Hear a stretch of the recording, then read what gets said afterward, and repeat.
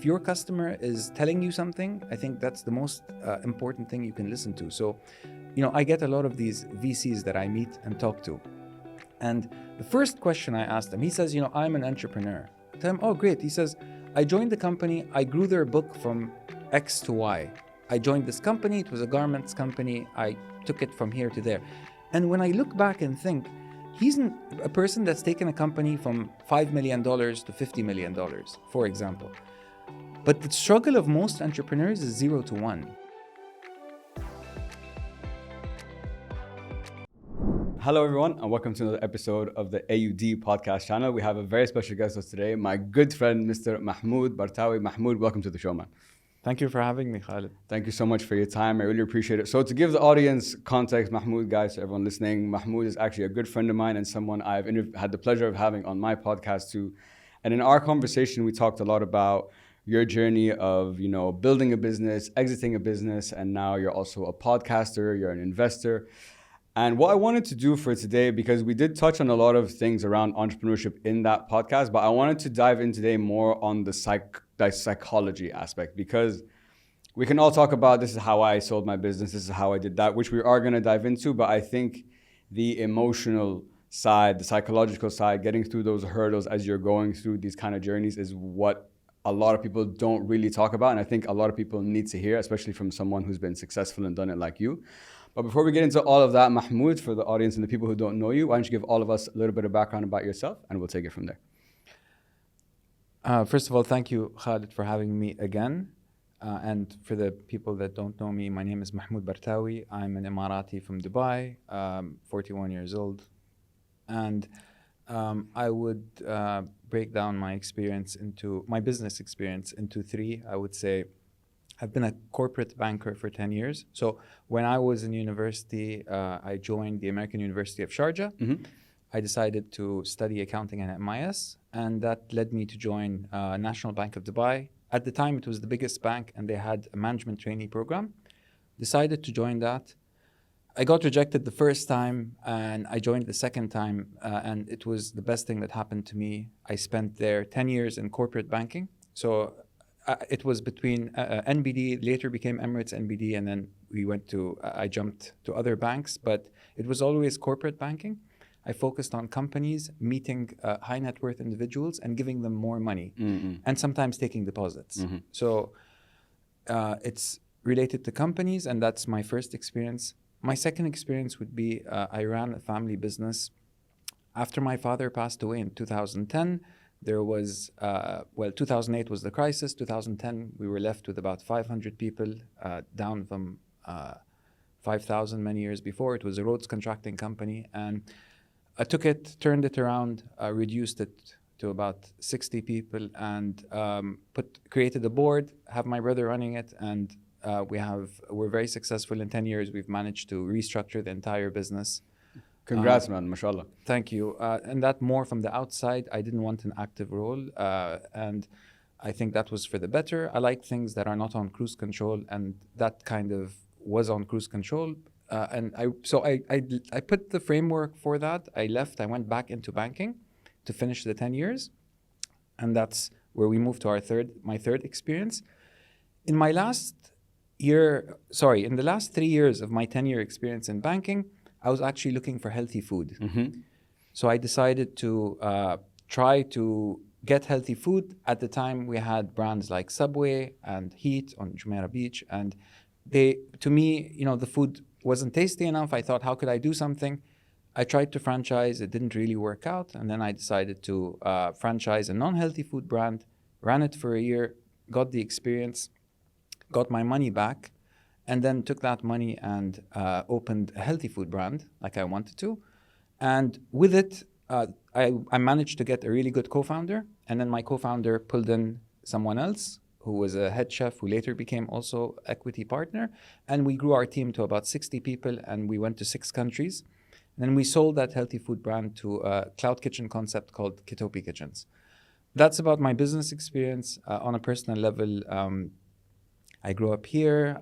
I like to travel, and I'm pretty much very open to learning new things. I still read almost every day. I try to learn something new. That's pretty much Yeah. who I am.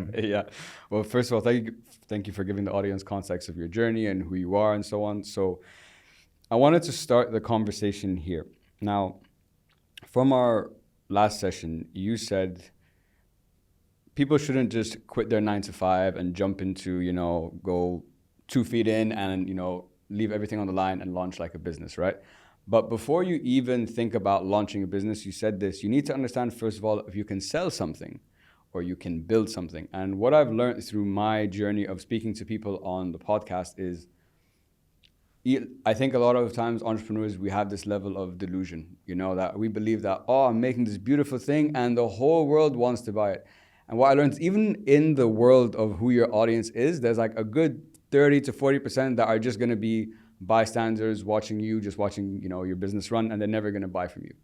But I want to start here. If I've never had a career in sales or I've never, built a business, how do I start asking myself the question or understanding, how do I know if I can build something or sell something?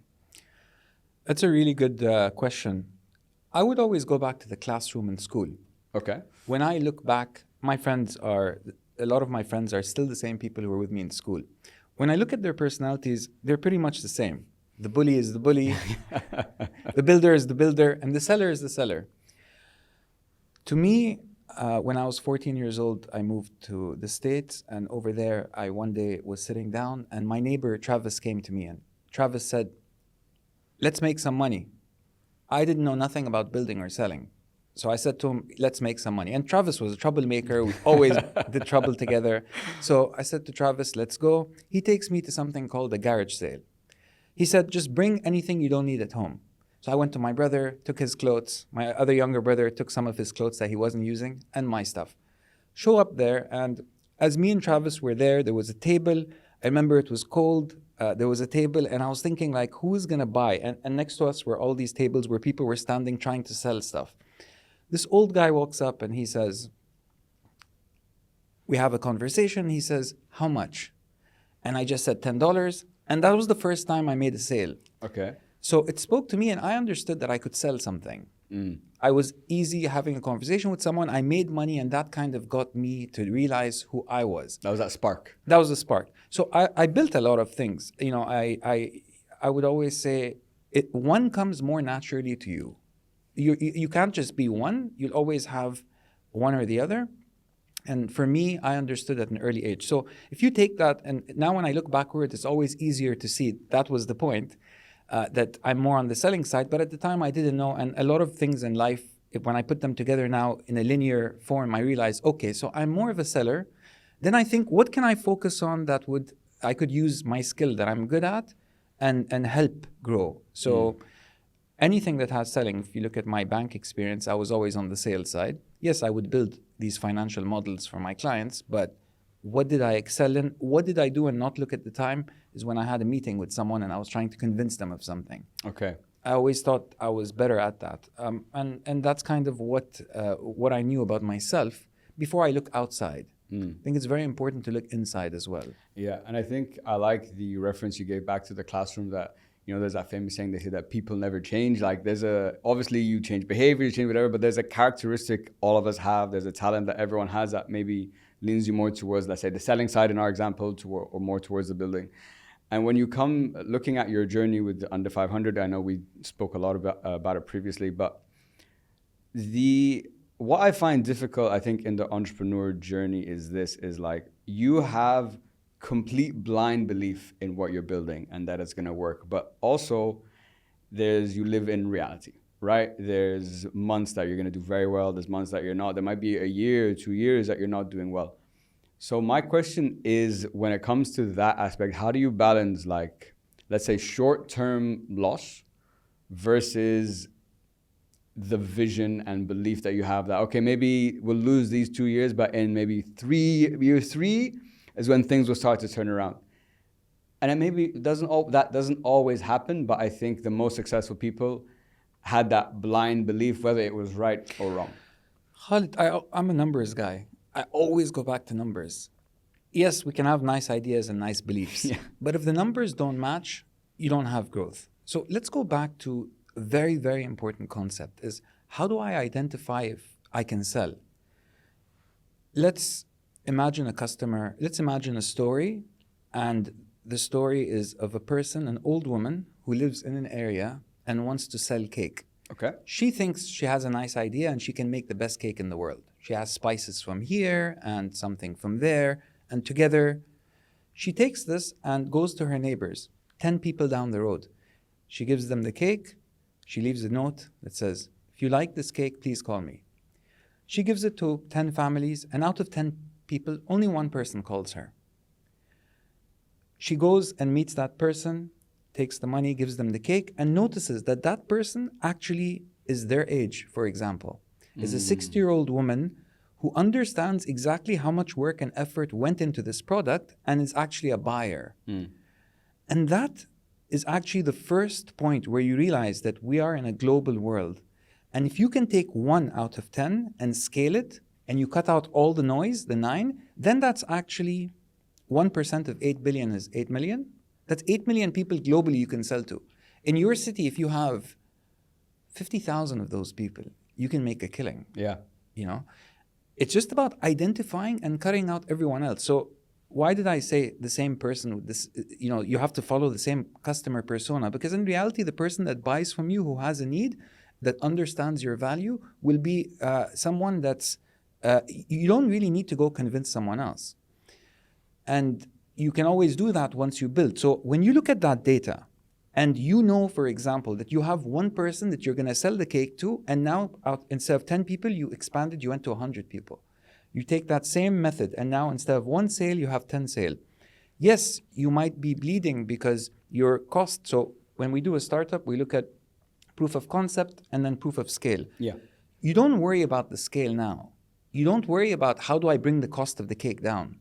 You first need to get to 10 cakes and 100 cakes. Then you have a proof of concept, and then you think about proof of scale, which is, okay, now that I have all of this, and this is the mistake I see a lot of people doing, is they go back and say, okay, fine, I gave 10 cakes out, but I need to bring down the price of my cake. You're not worrying about the feedback. You're not trying to fix. You're thinking about lowering the cost. And I know a lot of people that start businesses looking at cost. They go, let me go and reduce the cost of something. That's okay, but what happens when the next guy comes? I mean, you can play China, that's cool, but for this part of the world, I would rather get it from China and find the customer for it and make a margin. Yeah. On the point you made, I think that's such great advice, because I think a lot of times, especially in the earlier days, you want to be perfect, right? And it's never, especially your first time, is never ever going to be perfect. And what you said is, rather than focusing on finding 10 new people to give this cake to, let me just focus on, I need 100 more of this person that loved my cake, who gets it, and so on. And that's how you scale it. And I think a lot of times entrepreneurs, when they start, is you want it to be perfect, which can kind of delay your progress. And that's where the MVP kind of comes into play, which is, I guess, what you're talking about. But you also said, which I've been like, since you said it on our last conversation, I've been thinking about it. I'm like, I don't know, is it the right thing or the wrong? So let's say, based on what we just discussed, because you said to plan, you need to start with the end in mind. Like, let's say you exited, for example, but you said you have to start thinking about the exit from the beginning. Now, I understood that you guys built under 500 at the time with that in mind. So in terms of structure, in terms of bringing investors on, so that when you were primed for when and if that opportunity came to go. My question to you is, what is the downside of me not thinking about that in advance? Like, what problems could I run into when I want to exit? And number two, for me, the way I look at it is, if my one eye is on building and one eye is on exit, it can distract my focus on maybe doing the most important things I need to for the business right now. Look, that's a great question. I would say everything needs to be built with the exit in mind. For example, we decided to build a brand called Under 500, which was under 500 calories per dish. We wanted a name that was timeless, that could work in any country. At the time, there was the Atkins diet, there was keto diet. There were all of these things that were coming and going. We thought about what is something that's never going to go. It's a scientific method of calories. So under 500. Number two, the name, is it scalable? Like, if we used it in other countries and then we wanted to localize 30% of the menu but keep 70% of our menu, like how McDonald's would do or anyone else, would that name work? We thought about those things. And I think it's very easy to become egocentric and to say, I'm going to call my brand my last name. Yeah, fair. I'm going to call my brand, my father liked to name. Fine, call your baby that. But if you want to build something that speaks to that 1 in 10 person, then the branding needs to speak with them. So that's a way of building your branding with the exit in mind. Okay. If you think about the exit in mind, now we started, me and my co-founder, and we had limited capital. We built a location. The remaining money, we bought a franchise agreement so that we could take this name and find franchisees in different parts of the world to give them the master franchise. So what did this really mean? My partner and I needed to spend 9 months doing a very intensive master's degree, which was, we paid $60,000 to Francorp. They had done, the Kentucky and McDonald's of the world. So in terms of process, they had it down. We knew it was a template. We knew we were overpaying, but we had our condition that we wanted to sit with the founder. And in 9 months, we got to sit with him a few times, and we understood exactly how to scale the concept. So with the end in mind means you're actually investing that your 1 in 10 is there. You're going to need to grow that. How are you going to grow that if you don't grow your number of branches? If you want to grow your number of branches, you need access to capital.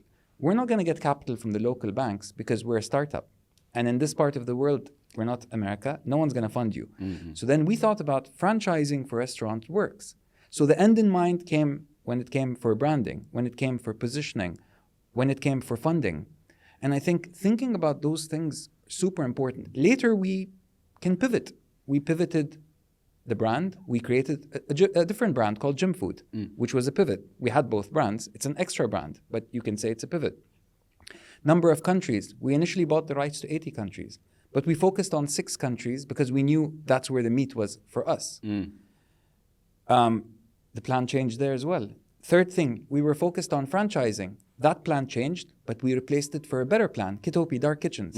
At the time when we did franchising, the dark kitchens were still not even there as a concept. Yeah, true. So you need to have the exit in mind, and someone else you can pivot your plan according to a bigger plan, or maybe even smaller, in case it doesn't work. But you need to be thinking long term, and the only way to be thinking long term is to actually bake that into your cake from the beginning.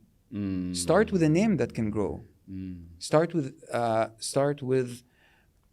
plan that's big, that when you say it to someone, they look at you and tell you, what the hell? Yeah, you're crazy. You're crazy. Like, why should the plan just be one shop? You might have one shop today, but your plan says 60, and your friends think you're crazy.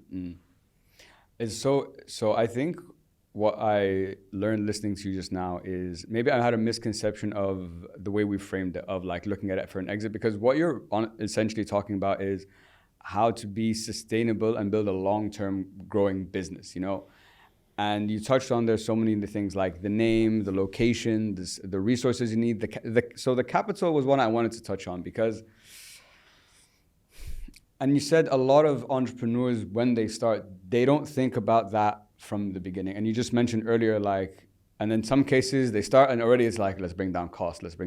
So when it comes to starting a business, a lot of entrepreneurs who don't think about raising capital. When do I need it? How do I need it? Who am I going to get it from? And when? So if I came to you, I'm like, I don't know if now is the right time for me to raise, or I think I need to raise before I even make this product. What are you going to tell me? Like, how would you advise me on that?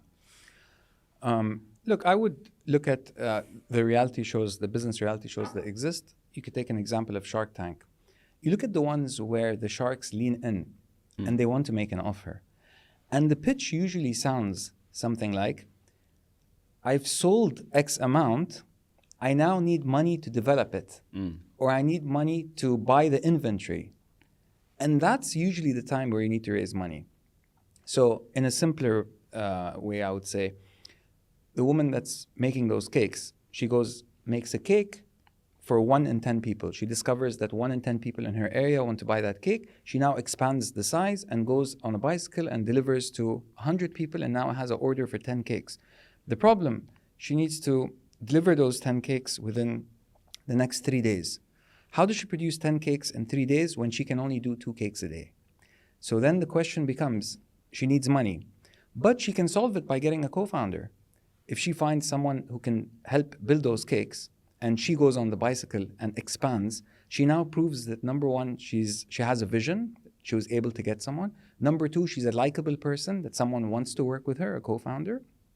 And then she goes on Shark Tank and says, look, I have 10 cakes that I need to produce. I only have the money for 2, but I want to now buy 10 bicycles and employ 10 people that's going to go drive around everywhere else and expand my market size. And I need also to produce my cakes. So maybe 2 people won't be enough. So you need to have the order and then you produce. So let's go in a B2B setting. Yeah. I now, for example, want to, I operate a plane and my aeroplane flies to Maldives.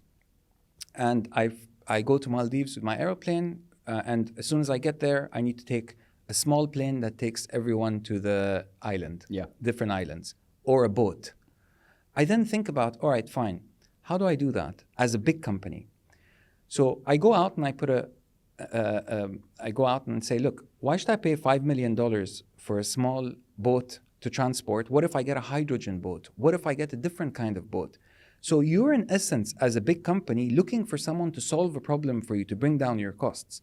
At the same time, a startup comes up and says, look, I can reduce the production. You don't need to pay 5 million or X amount of your revenue per trip. I can bring that down for you. If you invest $2 million, we can develop, for example, a hydrogen boat that will bring down the cost of your journeys.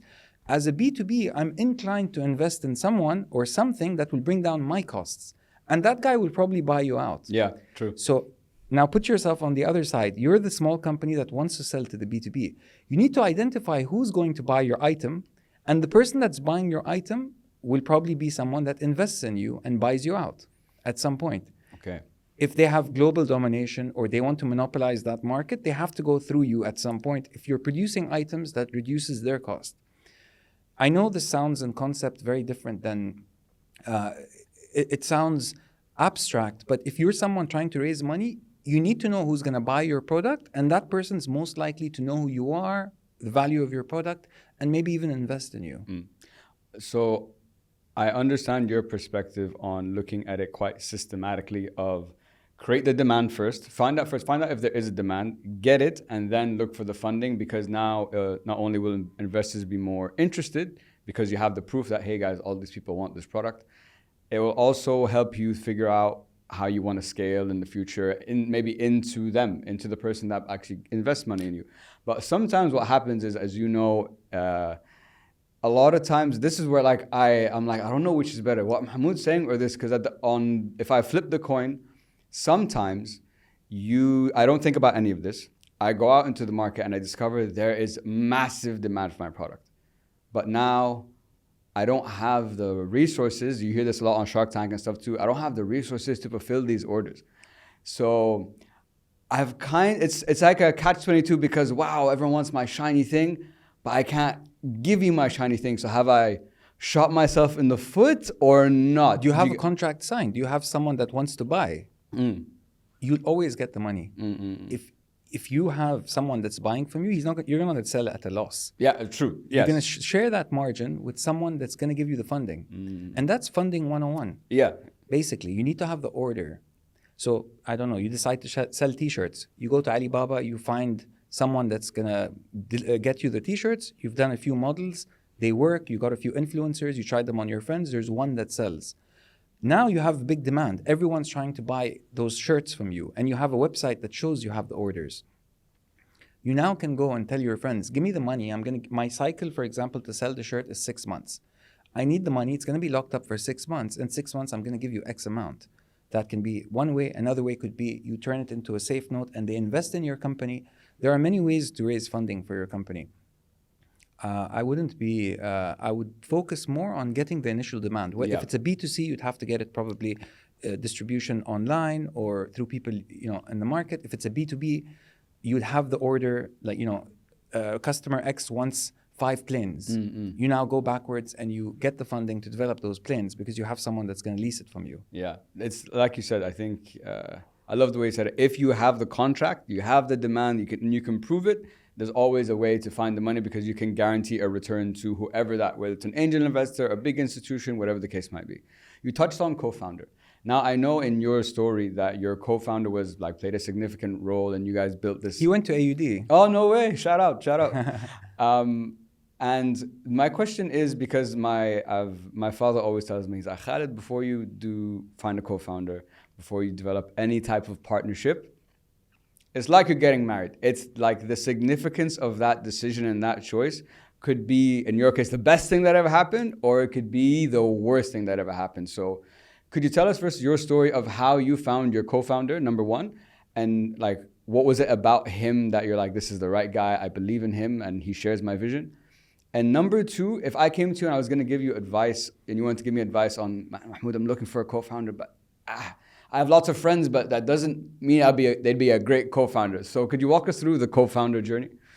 I think finding co-founder is a very interesting thing. And like you said, it's a marriage. You're always not sure in the beginning, but as time progresses, you realize more on values, what this person's about. So with me, the way it worked was I actually was trying to find the co-founder actively. Okay. And that's when I realized it wasn't working for me. What wasn't working? I'm curious. Like I went and got a guy. So I had a full-time job and I was looking for someone to help me develop a healthy food brand. So I remember it was 2015. I was sitting down with a list in front of me and I started calling up my friends and all of them wanted to invest. They all had full-time jobs like me.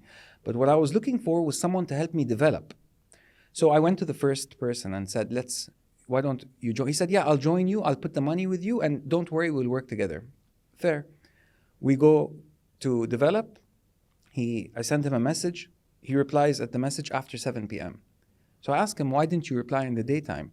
He said, no, man, I have a full-time job. So up to 7 o'clock, I can't open my phone.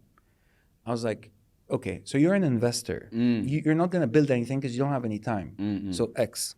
Different values. Of course, yeah, fair. I am someone that will work, through my day job, I'll work weekends. So that's my value, hard work, finishing things on time. Yeah. I need to find someone like me. So the second person I met for the same project, a different story with the same result. I thought to myself, look, maybe I should stop looking for a co-founder. Maybe I should do it myself. I'll take everyone's money and just execute it myself because that's what they were offering. So I realized what I was good at and what I was not good at. And I think that's super important. I had experience in running a brand as a franchisee, but I didn't know how to do branding and marketing. And branding and marketing and operations, I needed someone to be a chef and then to grow into the operations role. And the dream was to find these co-founders. The reality was I had none of my friends, all of them were bankers like me. Fair. So I went to my friend who was an AUD and I sat with him and I said, look, you're a branding guy. The website stuff, the branding stuff, the marketing stuff, I want you to take care of it and develop for me something. How much money do you want?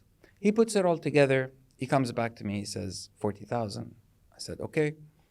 We worked together for a couple of months. And he says, look, I've worked with 300 brands. But there's something about what you want to do and I want to join you. And you have this equity, which means you've built something and you've sold it already. And I want to join you on this journey. Can I join you as a 50-50 partner? And that was music to my ears. I thought that's actually what I was looking for. So that happened and I thought, all right, perfect. What if I could get someone else? Now, we weren't able to get a chef to join us because at the time, the whole startup thing and equity wasn't something, you could just trade. And so we end up hiring the chef, who later we gave him equity in the company. So sometimes you stumble across your co-founder. But to answer your question, what was it that made me say yes about him? Was that we shared the same values. For example, on the weekend, if I would call him on a Saturday, he would pick up his phone. When I asked him, he was only thinking the brand, he was sleeping the brand, he was eating the brand, he was eating from competitors around. I was doing the same thing. Like, I would say we were passionate about it. And I think that is what made me want to co-found with someone like that. Someone that I knew would stay till the end, and money wasn't the objective. We hadn't made money in the beginning. Everything went back into the company. For the first 3.5 years, we took nothing out. And that still made us happy. So I think that value is super important. The skills you can learn, especially today. If you want to do something with someone and they are in a background of branding, they might not know how to brand, for example, or they might not know how to run Google Ads. But you can learn to do Google Ads. You can hire someone part-time to do Google Ads. There's so many options. There are tutorials online that can teach you to do it. So the values are the most important thing. And then comes your skills. And then how you are with other people. So I think that, how you are with other people is super important, especially today. I would say if you have that in you, then you can kind of compensate for someone who doesn't have it and take that off. But someone needs to be a culture and a people person. 100%. Because the culture starts from the top. You guys grew the team, you said, to like 60 people. So you guys are I had someone on the podcast that talked about culture at startups in different stages is different. So at the beginning, let's say it was you and your co-founder. So it's just you two, you guys are homies, good skills, vibe. Then there's 10 people. Okay, now you can still maintain you, but as it grows, it becomes like, because you see so many companies and startups lose the culture as they grow. It's how do you keep that going as you grow and you grow and you grow. On the point, first of all, thank you for sharing that story about your co-founder. I think the two big things I take away are, I think complementary skills is one, but you can find lots of people who have complementary skills, but it's the person. Yeah. If you're gonna go down all this journey, it was how like difficult it is. I think there's the way I would define it. If you want to take someone's item or someone's work and you think it's good and you want to pay for it, then you should buy it. You should outsource it. If you want the person and the way that they're evolving, then you should co-found with the person. That's a great distinction. That's a really, really good way to put it. And when you talk, so I know you guys expanded under 500 to 6 countries, One thing I see here happening a lot, by the way, and I'm kind of confused, and you have some experience in the food space too, so I was curious to get your perspective. I know I have a lot of friends in the food space. They own multiple restaurants, they do this and that. But sometimes let's say they've owned the shop for a year. It's done well. It's not that it's doing bad, and I'm like, why are you doing this? And just in my head, I'm like, why are you expanding so fast? That's my question. Like, in my mind, they're like, yeah, we're opening here, we're opening here, we're opening here. And I'm sitting there like, guys, you've got something really good here. That doesn't mean opening is going to be bad, but I feel it's too early. And I think that is a question that a lot of entrepreneurs and people think about when they want to scale. When is the time to expand? And how do I know, is it the right time or is it too soon? Or your customer will tell you. Your customer will tell you. If someone will try to order something from far away, and if you're mapping out where your customers are in this city, you'd realize, all right, fine, I'm in JLT, but I have 1/3 of my orders coming from Business Bay, or 1/4 of my orders from Business Bay. If I had a location there and I decreased the order time, because of the location, if you open a new one, it's closer to there, the orders would naturally increase. If I order and it takes me 40 minutes, or I go to a place, it takes me 40 minutes, and now it's 10 minutes away, I'm more likely to eat more. So your customer will usually tell you where you need to go. Okay. Think of your customer as your GPS. And to make this point more clear, when we started our brand under 500, we decided to start with 55 items. 55 items done by an Italian chef, counted by a nutritionist, world-class items. All of them passed through all our really strenuous food tasting. We had it down to the calorie. And everyone liked it. The problem is we went to Dubai Mall to get our first location. And Dubai Mall rejected us. In 2015, they said, where are your existing shops? We said, we don't have any. They said, go away. So we went away, and then we found one in the back of a building, which didn't really have access to people coming.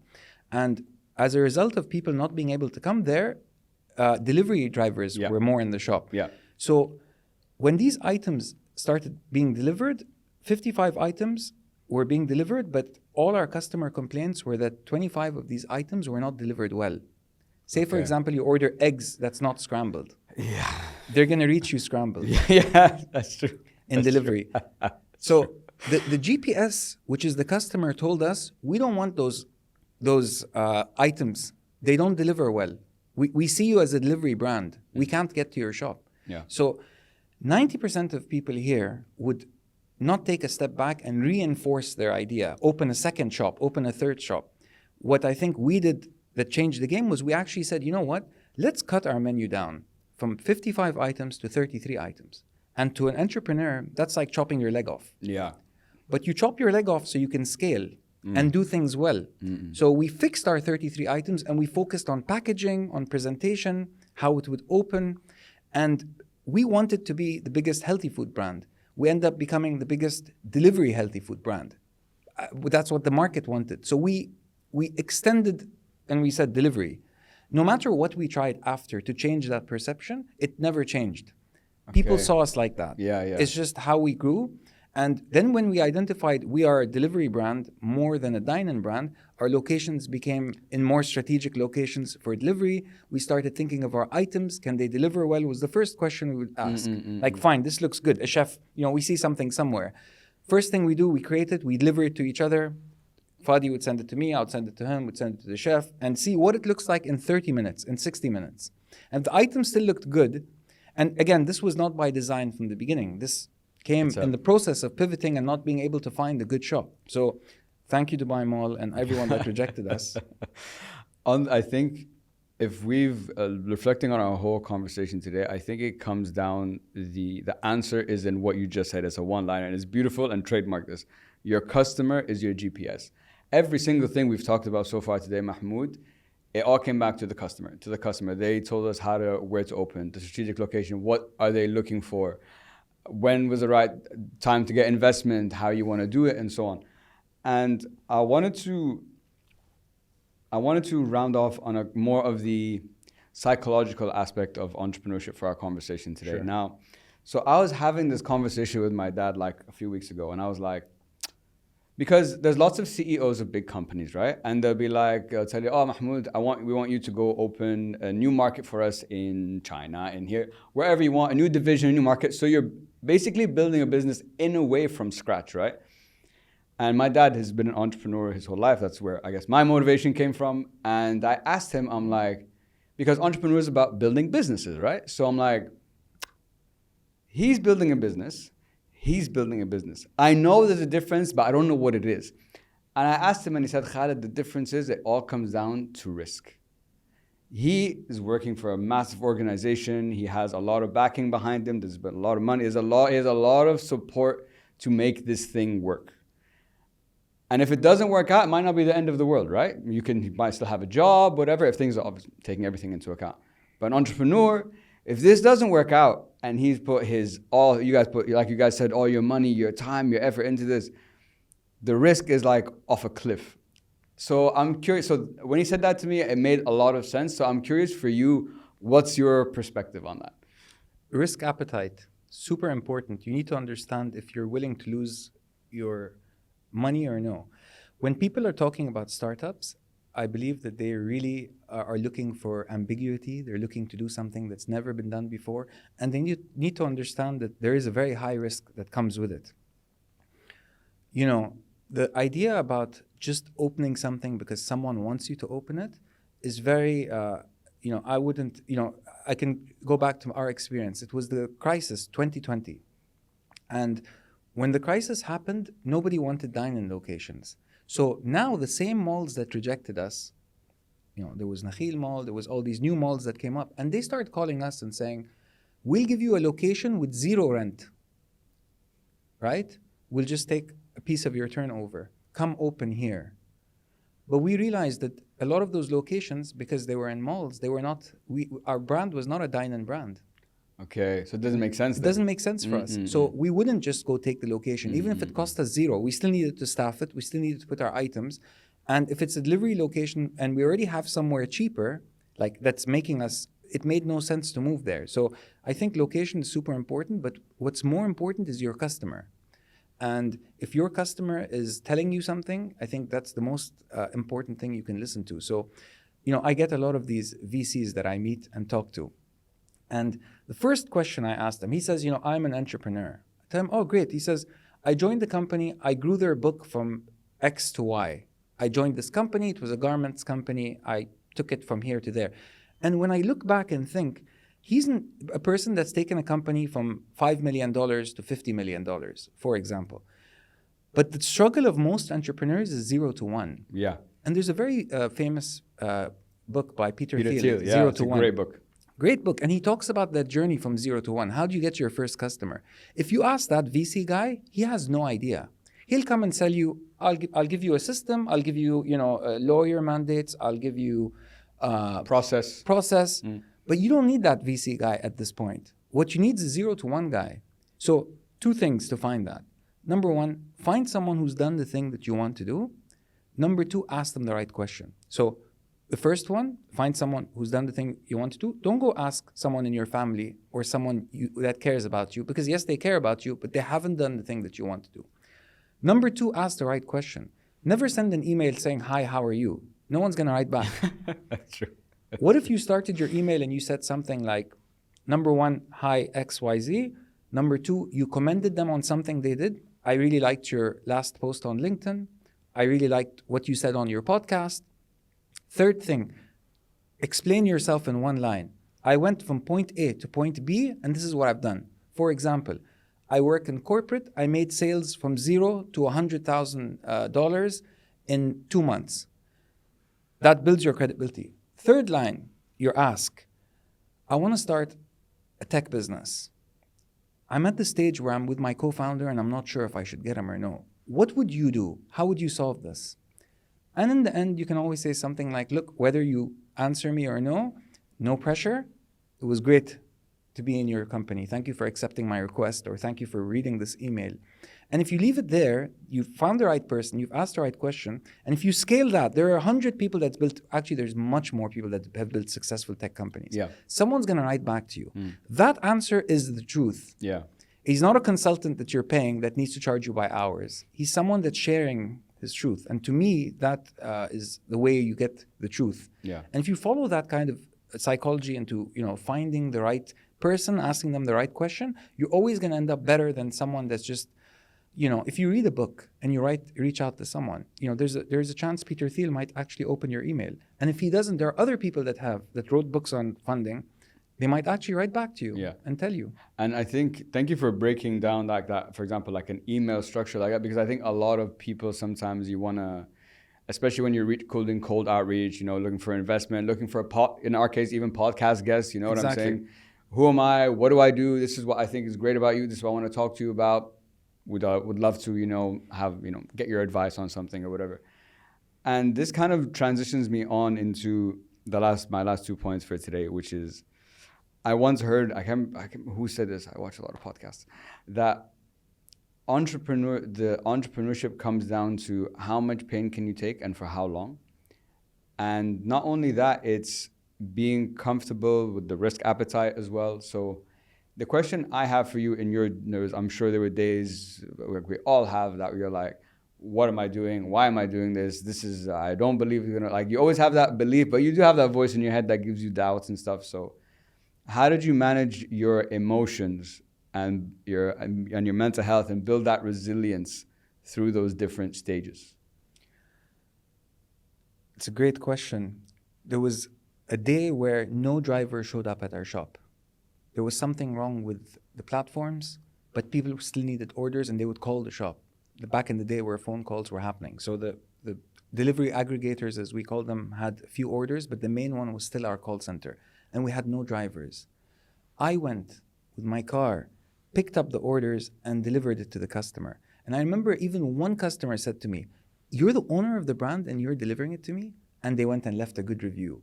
And so when you have no options, you have to do it. When it's not about the money and you still want to do it, then I think that speaks to me about someone that does something and, regardless of what's happening around them. And were we making money, taking out money? Not really. But I felt that it was something that needed to be done. There's someone that wanted to eat. So I would put my own time into it. I sacrificed vacations. I sacrificed money that I would have. I sacrificed a lot. There was a lot of days where things broke that were unexpected, especially in a restaurant business. Yeah, for sure. Everything you think is going to go wrong actually does. So have a nice plan, expect for the worst, and do it not for the money. And the biggest proof I have is I usually, when someone comes to me, a lot of, startups would come and they would say, "I have this idea." I actually met a guy recently, very smart guy. And he said to me, he said, "I want to meet you. I'm in Dubai." I said, "Sure." So he comes on and I asked him, "We spoke 6 months ago. What happened?" He said, "You're right. 6 months ago, I didn't have money. But I actually found out without money that I put 10 Google ads. And because I didn't have money, I found out that one Google ad works. I cut out 9 items. I took that one Google ad. I built my company around delivering an app in 24 hours, which is just a food delivery app in 24 hours. That's basically what people were clicking on. And I realized that if I put that Google ad and I put a demo of me speaking, then someone would go to leave their number and email, and we'd get on a call together. And using that same process, he now has 200 clients, and he's a $6 million company. Wow, mashallah. But he would have never got those answers if he had money in the beginning. And now he's at a much higher valuation with 200 paying customers with a lifetime value that has stretched. And now he came to me and says, I need to push myself. What am I supposed to do? And my advice was, what if you took that customer that's doing well with you and you made a small video with them in their city? One is in Spain, one is in Greenland. He said, I've never even been there. I said, what if you send them to a podcast studio with the best podcast host there, and you sponsor the episode? It's going to cost you $1,000 maybe. You get him to speak and you make clips, and instead of that video, the link goes to someone else who's an entrepreneur who took your delivery app and is making it in his city. And then it goes to a call with you. Yeah. And he said, I'm going to go and try that. And I think, people speak to people. If I see someone doing the thing that I want to do, and now, it's not a company's owner saying, buy my product. Yeah. It's someone who said, I used this product and it worked. It's a much better way to sell. Of course. So not having money is not a curse. Not having money is actually the right thing. You should not have money. You need to suffer. You're not going to find the answer if you start with money. I remember I went to, once from the government here, they do these trips where they send us to other countries to look at ideas. One of these trips, they sent us to India. There was the expo going on, Indian president came, and I had to go walk, we go with, it's called a delegate. Delegation, yeah. Delegation. Yeah. We walk the first day, in a certain way, and we need to show up, and there's a few pictures. And when I went there, I realized that this was a group of 15 Emirati businessmen. And I asked one of those businessmen, I asked him, what is your retention rate? And he asked me, what is the retention rate? I said, when someone comes to you and buys your product, what is the chance that he'll come back? And he said, I don't know. Why are you asking tough questions? Like, who cares? So I asked him the next question. I said, is your business funded? How's it funded? He said, I got funded by my family. I asked the second guy. He said, I got funded by the government. I was self-funded. A lot of these guys were not self-funded. And what do you think happens? When they lose the money, that's when they face reality and they ask, wait, these customers that I paid all this marketing to actually is not coming back. Why are they not coming back? What is my retention rate? So you get to ask the question only when you pay. And you pay in suffering and in losing money. But if it's not your money, you're going to lose it, and not like you need to lose to learn. And these lessons, they don't come in books. How to deal with the emotion of talking to your investor when you lost money for them only happens, the emotion happens when the event happens. So when you don't have money, you become more creative. And I always, we use our customers to finance stuff. For example, we use our customers to order for a month in advance, or to order an item in advance. And now you actually need the money. That's when you actually need the money. Anytime before just means that, it's testing money. Yeah. Yes, exactly. If you have money to, one of those guys I was with, he said, I got 3 million dirhams. I got a consultant for 500K and I built a shop for 2 million and I have 500 in cash. Why do I care about my retention? And I was like, yeah, you're obviously not going to care. You didn't build it. You're not even, it's not even your money. You have a full-time job somewhere else. Today, the question needs to be answered. And if he hasn't answered it today, at some point he needs to answer. Yeah. I think the point you made about the way you said it, like you need to suffer. Like as an entrepreneur, I even had a guest on the podcast because we were having a conversation about when's the right time to bring on investors and partnerships. He's like, but you have to we kind of agreed kind of what you're saying. You have to go through a phase that it's just you figuring it out when you don't have the money, when you don't have all that, because like you correctly said, that's what's going to carry you through. That's going to build longevity for when those customers disappear. The investor is much smarter than you. The investor always made money and you didn't make money. And when you go to someone who made money, they know. And they're going to put their finger on everything else except I have an order and I need money to fulfill my order. Yeah. Everything else they'll teach you and they'll expect equity for free. Exactly. Yeah. Why work with the VC? unless they're going to give you knowledge. I would say no to any external funding. I would say figure it out with no money. Yeah, you want to try Google Ads, $100, get money. You need an Amazon web server, tied to your thing. Okay, but what does it cost you to make a video and to blast? What does it cost you to write LinkedIn posts to see if someone wants your product, to try and sell something, to make a few videos on it? What if you did that with no product and you got a demand and then you built the product? Which does happen in a lot of cases, right? You go the other way around. You create the demand through the work you're doing, through what you want to, through how you position yourself, the things you're passionate about. And you said on our last episode that there was this guy you follow on YouTube who interviews like billionaires and all these kind of millionaires, billionaires, like even like normal people, whatever. And you said the main difference between the broke guy and the billionaire is the broke guy knew all the answers and the billionaire was always trying to learn and find a new answer. And I think to round off our conversation for today, so our message with this podcast, Mahmoud, is success comes in many forms and that learning never stops. Now, I know through many of our conversations that we've had together, I know how much learning is such a key driver for you, which is why, mashallah, you've had the success that you've had. But if you were going to give us a game changer learning, what was one thing you learned that just shattered that ceiling, broke everything, and you saw life in a brand new way throughout this, this whole journey? What would you say to us? So everyone watching this is probably studying at university or has some kind of an education. The bad news is your education is not worth much. There's a big chance you're going to work at something or want to do something that has nothing to do with what you studied. Because what you studied is theory for another time. A past, usually. Someone talking about a story that happened in a different country, perhaps. We don't have so many stories locally. So you think the myth I want to break is that education doesn't stop. You're always going to be learning. So the thing that I learned when I was at my job, what I thought was that I'm done with learning. But then I realized that you always have to learn. So you get an idea, right? You sit down and you think, I have an idea. What is your process for learning? Do you go on YouTube and find people that have done the thing you want to do and start looking at them? Do you go and get a book written by someone that wrote it and try to learn? Do you try to meet that person? Or do you think what you knew at university 10 years ago is going to work? And if you're not someone that wants to learn, like, Sheikh Mohammed bin Rashid, he's always learning. He even talks about it. You would think a leader wouldn't say he's learning. But then when you have leadership saying they're learning, I met the chairman of the MCC.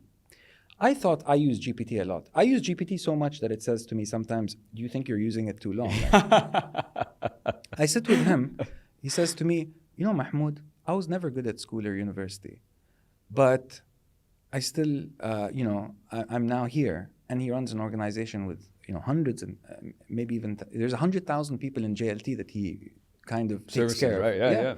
And he says, I use not only GPT, I use Grok, I use Anthropic, So what is he doing on those platforms? He's learning.